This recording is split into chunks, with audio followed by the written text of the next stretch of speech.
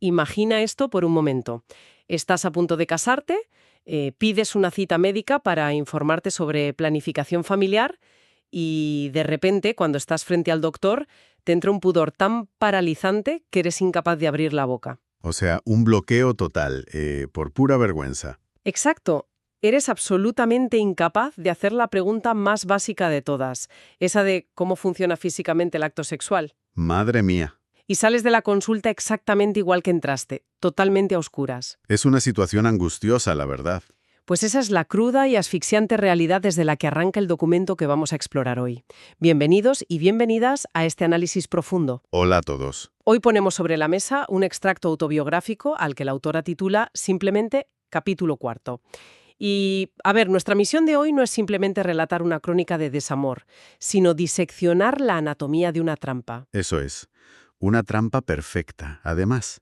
Queremos entender ese choque frontal casi violento entre las expectativas que se imponen sobre el matrimonio y la realidad de lo que ocurre dentro. Y bueno, ver cómo una falta de educación sexual sistémica, combinada con todo el dogma religioso, puede tejer una red de la que es casi imposible escapar. Y fíjate que la potencia de este texto radica justo en eso, en que, aunque relata una vivencia tremendamente íntima, funciona como un tratado sociológico universal.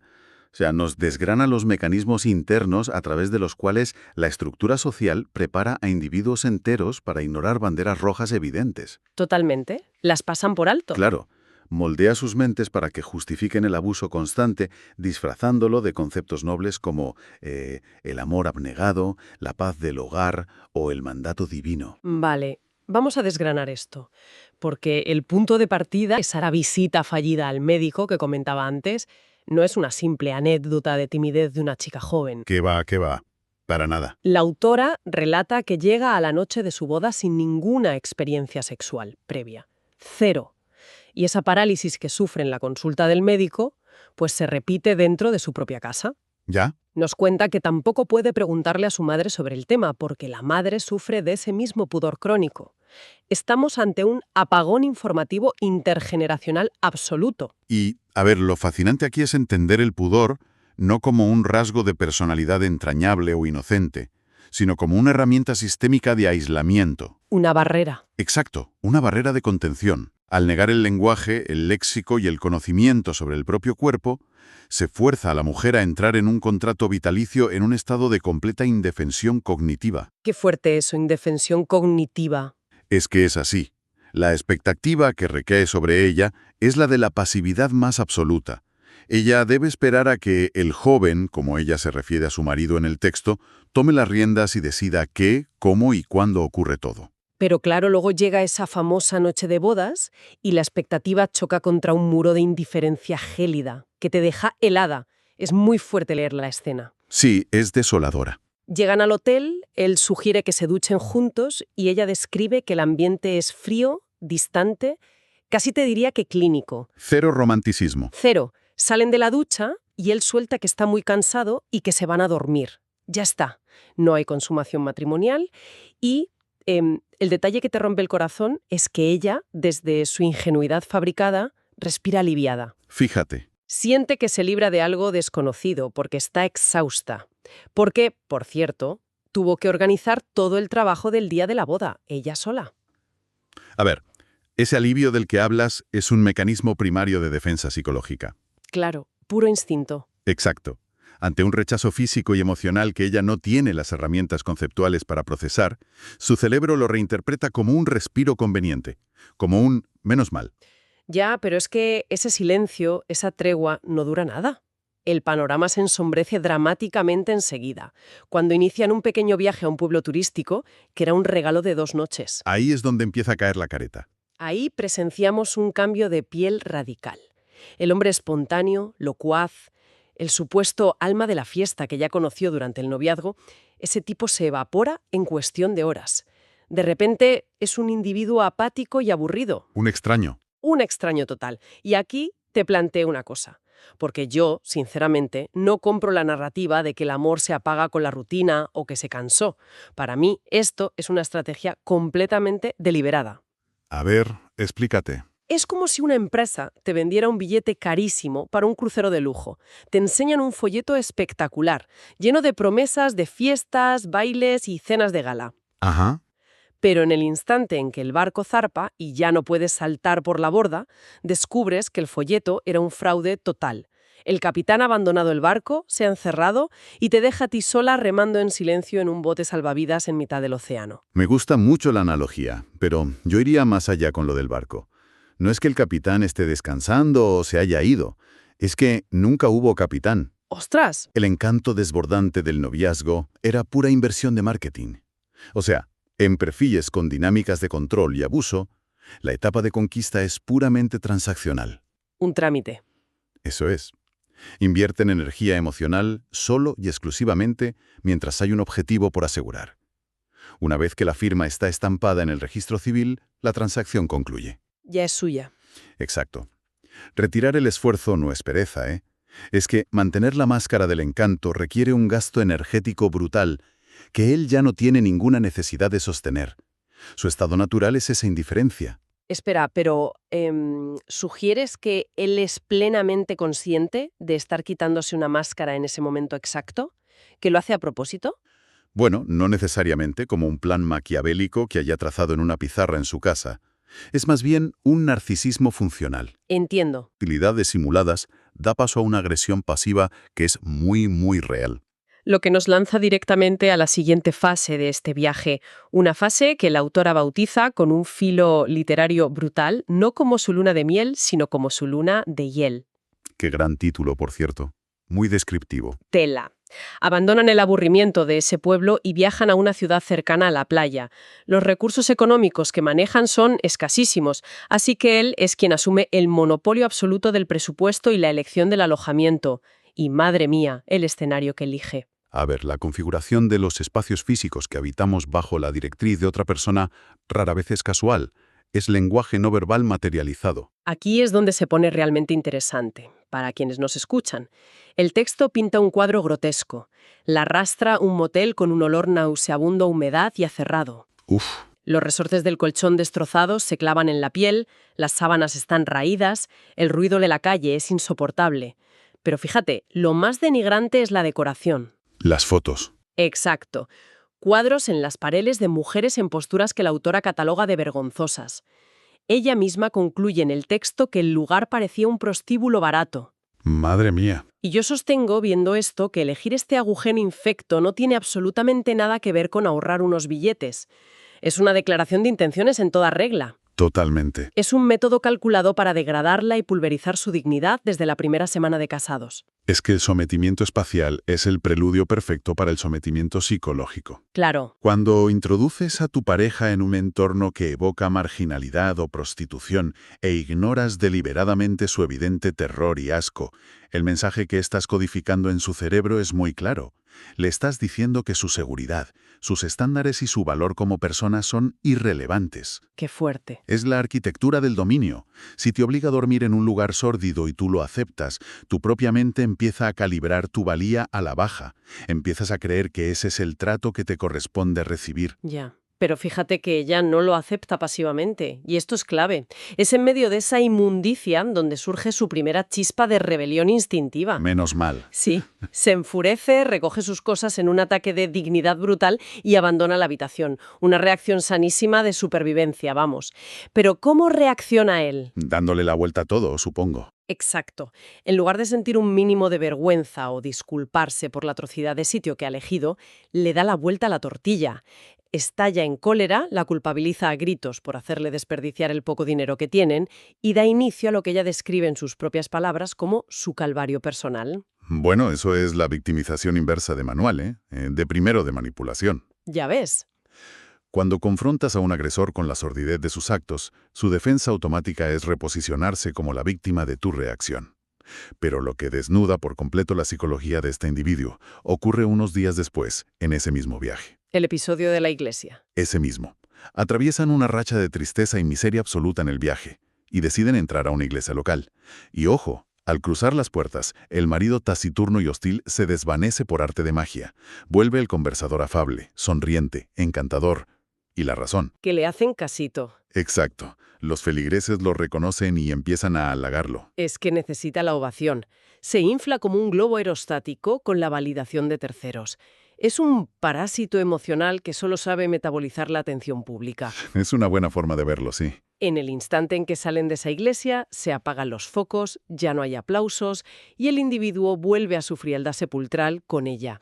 Lo cual, fíjate, destruye por completo la coartada de que él es así, de que es callado y distante por naturaleza. Claro, no es su carácter. No, no. Él tiene la capacidad intacta de ser empático y sociable. Simplemente decide no aplicar esas capacidades con su esposa. Ella ya no le proporciona combustible narcisista, porque la considera una propiedad adquirida, un objeto inerte en su inventario personal. Y esa objetificación absoluta se vuelve asfixiante cuando termina el viaje. Y por fin se mudan a la ciudad de él, a su casa. Aquí es donde se cierra la puerta de verdad y empieza la verdadera convivencia. El terreno de juego de él. Su territorio, sí. Hay un pasaje narrativo que es de un impacto tremendo. Ella entra a la casa, se deja caer en una silla, echa un vistazo alrededor y la epifanía la golpea como un tren de mercancías. Se da cuenta de todo. Se percata con una claridad aterradora del abismo en el que acaba de saltar. Comprende que ha vinculado su vida a un hombre que es un desierto en todos los sentidos: económico, intelectual, sentimental y emocional. Claro. Ese momento exacto en que la niebla de las construcciones sociales se disipa y esa disonancia cognitiva debe ser resuelta de alguna manera en su cabeza. Y lo que termina de quebrar su espíritu, ojo, no es ver pobreza material en la casa. No es eso. ¿Qué es entonces? Es descubrir, por los detalles de la casa y las actitudes de él, que este hombre se casó con ella, pero su mente y su deseo estaban fijados en otra mujer. Uf, qué duro. La introduce en su casa no como a una compañera de vida, sino como a un premio de consolación, viéndola casi como una intrusa o una rival. Madre mía. Y frente a esta pared de hielo constante, el único salvavidas al que la protagonista puede agarrarse es su fe religiosa. Su existencia diaria se reduce a una letanía desesperada. Ella reza constantemente, cito: «Dios, por favor, pon en el corazón de este hombre amor para amarme». Y esto plantea una pregunta importantísima para la audiencia. ¿Qué función cumple exactamente la religión en los procesos de trauma continuo como este? Una función peligrosa, me temo. Mucho. En este caso específico, el texto bíblico actúa como un sedante muy peligroso. Al enmarcar su profundo dolor no como el resultado de un abuso intolerable, sino como un mandato divino y una prueba de virtud cristiana, el sistema de creencias la paraliza en lugar de liberarla. Es fascinante ver cómo su mente forcejea contra las propias escrituras, porque ya no es tonta. No, en absoluto. Ella menciona directamente la lectura de la carta a los Efesios, el famoso capítulo 5. Esos versículos donde se dictamina que las mujeres deben estar sujetas a sus maridos en absolutamente todo, igual que al Señor. Sí, un texto clásico de sumisión. Y ella, que demuestra un espíritu crítico enorme para su contexto y su época, llega a pensar que el autor de eso tenía que ser un machista recalcitrante que odiaba la libertad femenina. Lo piensa y lo escribe. ¡Ostras! Subraya eso, porque identificar la misoginia estructural en un texto sagrado dentro de su propio contexto cultural requiere una lucidez intelectual brillante, ¿eh? Totalmente brillante. Pero ahí, justo ahí, reside la tragedia más dolorosa de esta historia. A pesar de ver la trampa, a pesar de criticar la injusticia del texto sagrado, ella decide meter la cabeza en la guillotina. Se autoconvence. Se somete voluntariamente. Y lo hace apelando, fíjate, a sus mejores cualidades. Porque ella se concibe a sí misma como una mujer humilde, compasiva, misericordiosa y pacifista. Elige tragar veneno todos los días y cargar con la culpa de todo para evitar que la casa sea un campo de batalla constante. Claro, y aquí observamos la instrumentalización perversa de la bondad humana. Explica eso un poco más. A ver, cualidades como la paciencia, la empatía y la búsqueda activa de la paz son los cimientos de cualquier comunidad sana, ¿verdad? Sí, claro, lo que nos hace humanos. Pero cuando viertes estas virtudes en el ecosistema tóxico de un desequilibrio de poder agresivo, se transforman en tu propia soga. El agresor parasita a esa empatía. Si él muestra crueldad, ella lo compensa ofreciendo el doble de compasión. ¡Qué trampa tan horrible! Es que él externaliza sus fracasos emocionales y ella, en su rol de pacificadora, los absorbe y los hace suyos. La sumisión aquí no nace de la estupidez o la ignorancia, nace de una bondad mal canalizada que resulta letal para su propia identidad. Te escucho y me la imagino enfrentándose a un incendio forestal descontrolado que sería el ego y la negligencia del marido intentando apagar las llamas con vasitos de agua que extrae pacientemente de su propio pozo de amor incondicional. Es una imagen muy gráfica, sí. Inevitablemente, el incendio devora todo y ella se queda con el alma seca, exhausta hasta la médula. Porque además, este sometimiento filosófico se traduce de inmediato en una servidumbre física brutal en la casa. Pasa a la acción. Sí, sí. Ella relata cómo se convierte en la empleada doméstica a tiempo completo, sin salario y sin descanso. Limpia, lava, plancha la ropa de él con precisión militar. Esclava. En su propia casa. Literalmente. Y hay un detalle en el texto que clama al cielo.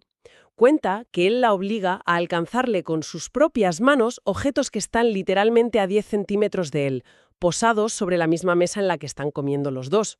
Uf.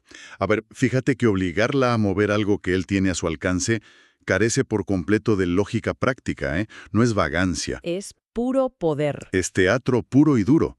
Es una coreografía diseñada específicamente para ensayar la dominación constante. Madre mía. Cada vez que él demanda que ella interrumpa su vida, o su comida, o su descanso, para acercarle el salero, no está pidiendo condimento, está exigiendo un microtributo. Reafirma físicamente que el tiempo, la energía y la autonomía de su esposa le pertenecen por completo. Qué retorcido. Y es esa acumulación de microhumillaciones diarias la que provoca el estallido final. La gota que colma el vaso. Exacto. Ella llega a un punto de quiebre, se planta frente a él y le grita una frase que resume toda su desesperación. Le grita que yo era esposa, no criada. ¿Qué revelación? En ese segundo de claridad absoluta, ella comprende y verbaliza la realidad de su contrato matrimonial. Entiende que él no tiene la capacidad de operar bajo el concepto de esposo, que implica alianza, equipo. Claro. Su cerebro solo procesa jerarquías feudales. Él solo sabe ser un amo. Y esa distinción léxica entre esposo y amo es el clímax de la toma de conciencia del texto. Es brillante. Pero revelar esta comprensión entraña un riesgo inmenso en dinámicas de abuso coercitivo. ¿Por qué lo dices? Porque al llamarlo amo encubierto, ella le está notificando que su táctica de manipulación doméstica ha sido descubierta. Ya le ha visto los hilos. Ah, claro, la ha pillado. Y la estadística psicológica nos dice que un abusador expuesto no siente remordimientos, ni afloja la presión para pedir perdón. Simplemente la sofistica. Cambia de estrategia. Eso es. Si el control del espacio físico en la casa ya no es suficiente, el siguiente movimiento táctico es blindar el perímetro exterior. Hay que desconectarla de la sociedad a toda costa. Lo que nos abre la puerta a la fase más oscura de esta inmersión que estamos haciendo hoy, el aislamiento sociológico. El golpe final. Vemos cómo él orquesta un bloqueo total para separarla de la comunidad de la Iglesia, que era su único refugio. Sucede una mañana cualquiera. Él anuncia que va a realizar visitas a miembros de la congregación. Y ella se ilumina. Ve una ventana al mundo, una oportunidad para socializar y oxigenarse. Así que le pide acompañarlo. Lo normal en una pareja. Pues la respuesta de él es un cuchillazo de hielo directo al pecho. Le dice, cito, «Tú no vas porque la gente de la Iglesia no te quiere». Y ahí, la cuarentena psicológica entra en vigor de forma oficial. Entonces, ¿qué significa todo esto? Si ponemos la excusa de este hombre bajo un microscopio, es que es digna de un delirio clínico. Totalmente absurda. Para justificar que toda la congregación supuestamente la odia, le dice a su mujer que, antes de conocerla, absolutamente todas las chicas jóvenes de la Iglesia suspiraban de amor por él. Madre mía. Y que todas las madres tramaban en secreto para convertirlo en su yerno, así que según él todos están furiosos porque ella les robó al soltero de oro. ¡Qué barbaridad! Vamos a ver, este hombre gris, negligente y controlador, el Brad Pitt de la parroquia. Es una narrativa tan egocéntrica que da vértigo. Por supuesto que es una ficción absurda. Pero a ver, la veracidad de la historia es irrelevante para su propósito real. ¿Tú crees? Sí, sí. Él no busca convencerla de su magnetismo irresistible de verdad. Su objetivo es dinamitar la confianza que ella pueda tener en el mundo exterior. aislarla del todo. Exacto. Esta es la mecánica central de la distorsión de la realidad, lo que hoy llamamos el infame gaslighting. Claro, la luz de gas de toda la vida. Dejarás de intentar salir. Él se autoproclama como el único embajador de la verdad, aísla su mente para asegurar la exclusividad de su dominio sobre ella. Y lo más desgarrador de leer, te lo digo de verdad, es que el veneno hace efecto. La semilla de la duda echa raíces en su cabeza de una forma profundísima. Es que es muy difícil resistirse a eso estando aislada. El relato cuenta cómo ella asistía a las reuniones dominicales después de eso, interactuando con educación, pero su mente, ya hackeada por la sugestión, empezaba a escanear el entorno buscando confirmación. Paranoia inducida. Afirma que empezó a percibir miradas frías, falta de amabilidad y poca gentileza en los rostros de personas que apenas conocía de la Iglesia. Ya. Y la autora, con una honestidad que duele bastante, confiesa años después que nunca llegó a saber si esa animadversión era real o si el comentario tóxico de su marido alteró su percepción hasta el punto de hacerle imaginar hostilidad donde quizás solo había indiferencia o simple timidez. Ese es el triunfo macabro del maltrato psicológico llevado al extremo. Cuando el abusador logra instalar un software de paranoia en el cerebro de su víctima, el trabajo pesado está hecho. Ella misma se vigila y se aísla sola. Se convierte en su propio carcelero. Exactamente. Al amputar las relaciones externas sin filtros, el abusador elimina el contraste de realidad.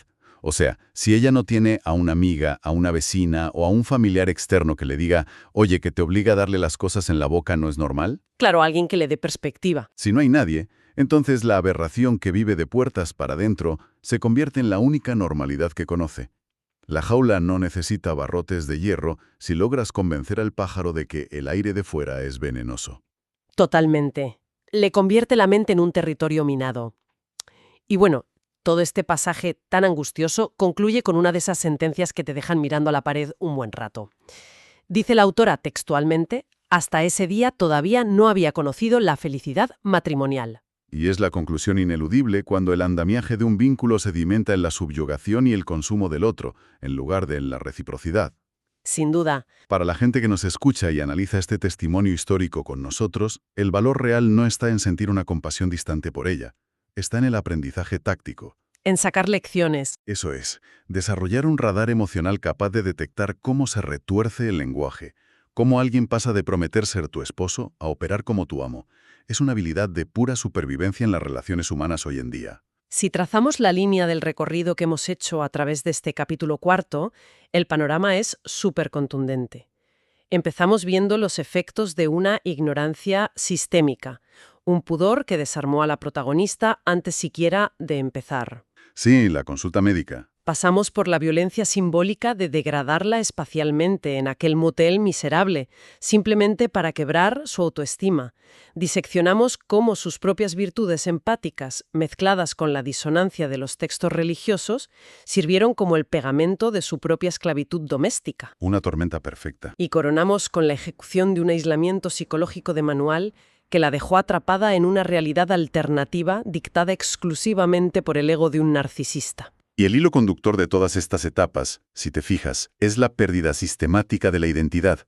Este texto nos advierte sobre el altísimo riesgo de asumir que nuestro deber principal en la vida es sostener emocionalmente a alguien que nos desprecia. 100% de acuerdo. Nos recuerda que amar a alguien no significa convertirse en el escudo humano que amortigua las consecuencias de sus propios defectos. La lealtad ciega a una institución, llámalo matrimonio o lo que sea, cuando te está costando tu dignidad y tu salud mental, es una lealtad malentendida. Totalmente. Y para poner el broche final a nuestro análisis profundo de hoy, quiero lanzar una idea al aire. Un concepto para que nuestra audiencia lo mastique, lo discuta y lo reflexione largamente después de que termine esta inmersión. A ver, dispara. Hemos comprobado con muchísima crudeza cómo las cualidades más luminosas del ser humano, la paciencia inagotable, la empatía profunda, el perdón constante y ese esfuerzo por mantener la paz, pueden ser parasitadas y convertidas en el instrumental perfecto para la tortura cuando caen en manos de un depredador emocional. Es una realidad incómoda pero cierta. Sabiendo esto, si nuestras mejores armas son utilizadas para construir nuestra propia celda, ¿en qué momento exacto el empeño por ser una buena persona deja de ser una virtud admirable y se convierte en el mayor acto de autodestrucción? Ahí lo dejamos. Muchísimas gracias por habernos acompañado en esta exploración tan necesaria. Ha sido un placer. Hasta la próxima inversión.